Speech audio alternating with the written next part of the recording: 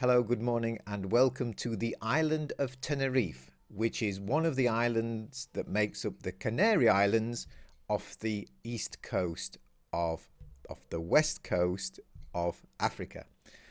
And today I'm going to talk about the desert island scenario. I'm here on an island. It's not a desert island, but sometimes in conversations with people, they ask me, Alan, but what about if you were stranded on a desert island? I bet you'd eat meat then.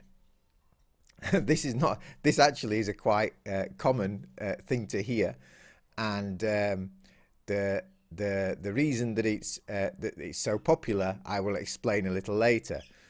But first of all, let's imagine that I was stranded on a desert island all alone. What would we do? What would any of us do? I think the first step is we'd all want to survive. Of course, we would want to find fresh water. I think that would be the absolute priority. After all, you can live nearly 2 months without food, but you can only live 2 or 3 days without water, and you can only live 2 or 3 minutes without a breath. So, provided we're still breathing, water would be the first priority. If we manage to find fresh water, what would we then look for? Well, fruit and vegetables would be the one that we would be more interested in. I don't think, regardless of whether you eat meat or you're a vegan or whatever, I don't think the first step for anybody would be to go and search for an animal to kill.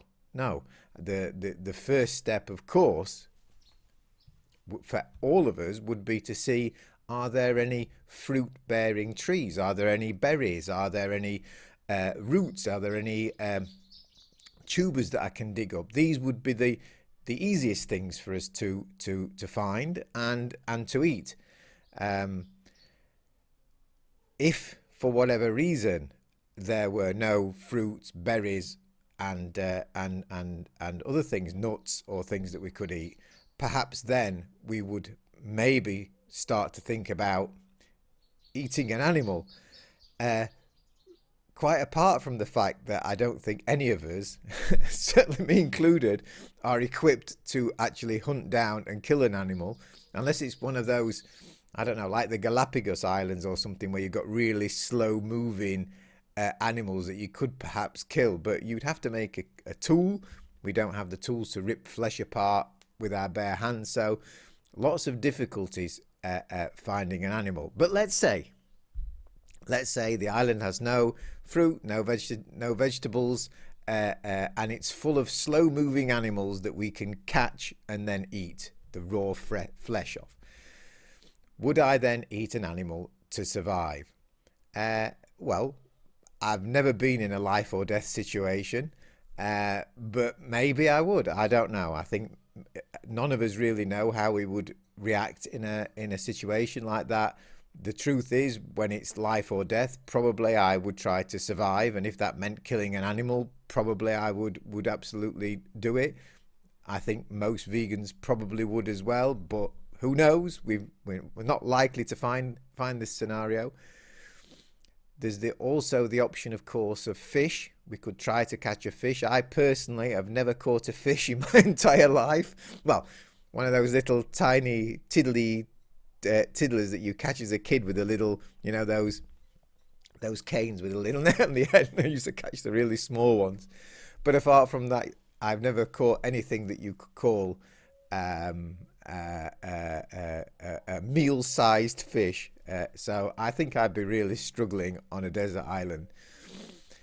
But I think the reason that this argument is so popular is because what it attempts to do, it attempts to say, okay, you're not really that moral a person, because when it comes down to it, life or death, you would eat meat.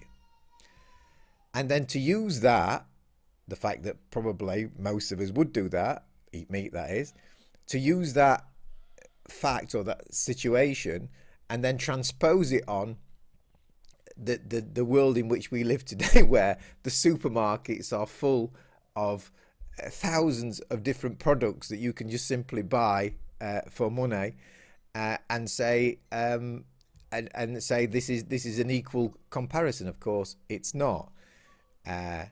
In the life or death desert island situation, there are no choices. The only choice is in the scenario, you either eat an animal or you die. But that, of course, is not the case in our modern society. Like I say, the supermarkets are stocked with thousands of products that we can eat as plant-based consumers. We don't need meat to survive. We don't need dairy to survive. We can live a fully healthy, very healthy indeed, natural life without any animal products at all. Indeed, we will actually thrive. Being on a plant-based diet is far healthier than actually being on a meat and dairy-based diet. So the comparison is completely unfair, because just because I might eat meat on a desert island as a castaway certainly does not justify me paying other people to imprison and torture defenseless animals before killing them in the name of a topping for a pizza or a nice sensation of taste in my mouth for 5 minutes. So I hope that clears up the desert island scenario. I hope that none of us ever find ourselves cast away on a desert island. And if you do, remember, the first thing to do, look for water, find the fruits, find the vegetables, because they're going to be the most tasty and the easiest to access, and also contain water as well. And if you are ever in that situation and you really need to kill an animal to survive, then good luck with that, because we only have teeth that move side to side. We don't have claws. We don't have fast legs. We don't have strong bodies. And I think personally we'd be struggling. So hope that clears things up. Bye-bye.